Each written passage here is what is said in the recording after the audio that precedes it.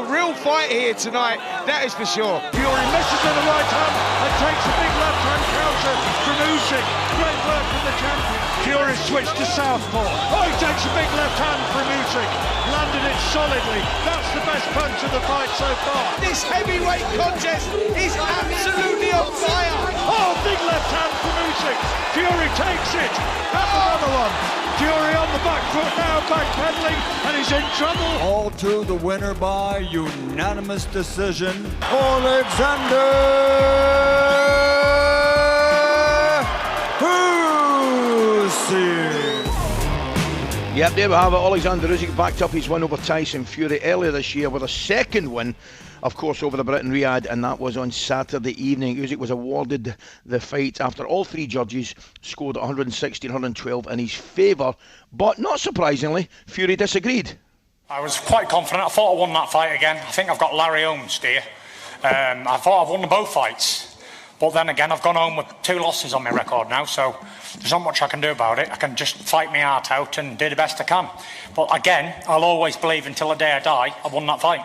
Did you feel that this time you had more on the back foot? You're a bit Yeah, aggressive on the back foot. I was on the front foot all night, yeah. Landing body and head.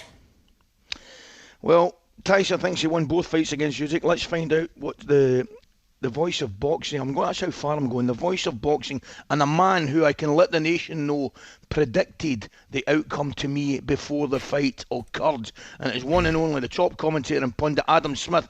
Adam, a very, very good morning, my friend. How are you this morning?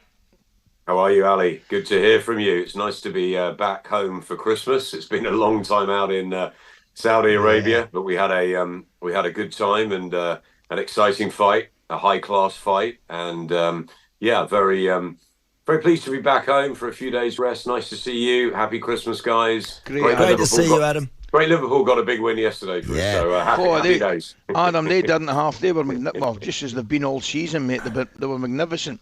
But I'm going to take you back to the weekend. We sat and watched it, thoroughly enjoyed it, really, really enjoyed the fight.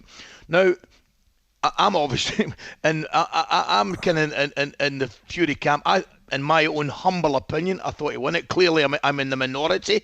But why, Adam? Tell me why Fury, Frank Warren, and people, well-respected people, I think, Frank, you quoted Oscar De La Hoya, or one of them did as well. Why have we, in many people's eyes, got it wrong?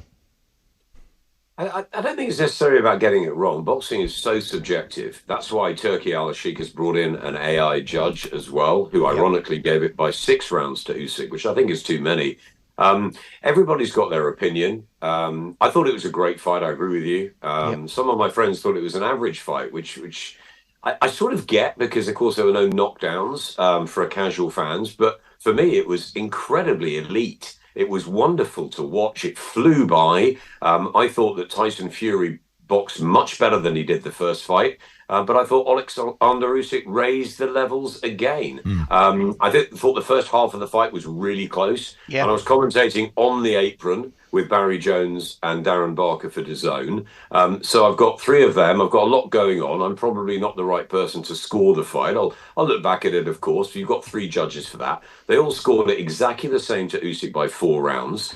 I thought, sort of thinking about that just afterwards, that it was a little too wide, but I did think Usyk was the right winner. I thought that his game plan was fantastic. He pushed Fury onto the back foot. He was wonderful with his mobility, with his combinations, with his persistence, with his beautiful footwork. Still, I think I asked the guys in commentary, is he the best heavy guy to have that sort of IQ of footwork that you guys have ever seen? And I think that he's phenomenal. He's a one-off. Alexander the Great, he sealed his place forever in the annals of boxing history with this win.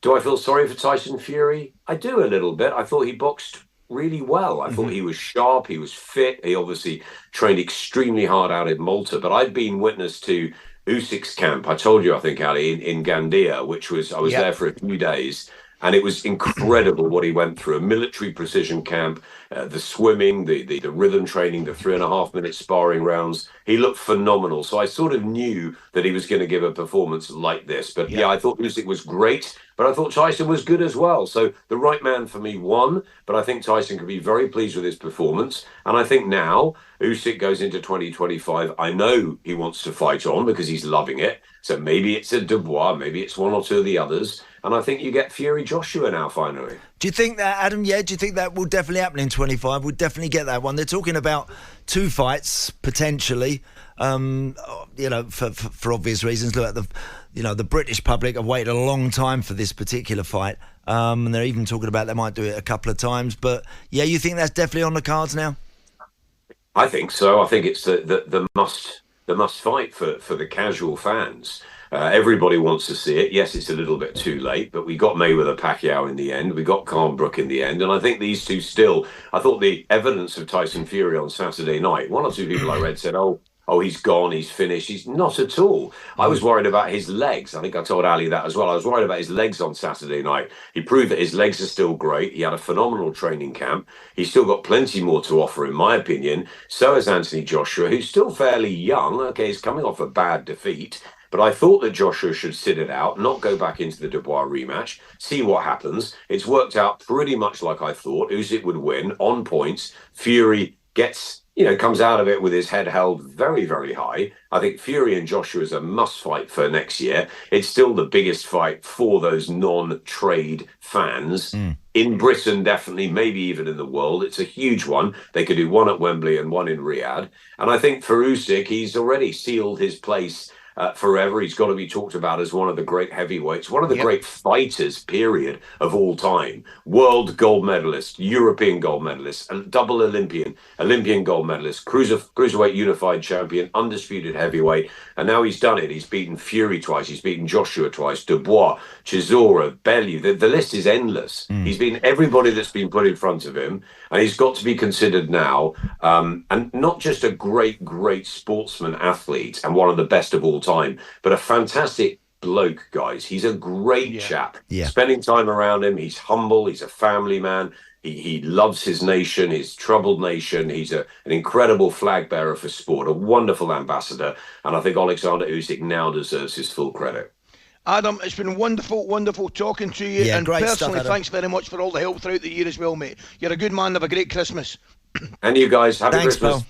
All the best. Adam Smith here. It's just, what a talking point, I've got to say. Do you think, Ali, do you think Fury hurt Usyk at any point in that fight? Think he hurt him? Maybe once with a right hand that he caught just below the chin. I think he caught him in his chest. I take your point. I do take your point. I never felt, and I know at the end when at the end when they were both coming out and they were all throwing, it was all guns blazing the last couple of rounds, as you can imagine.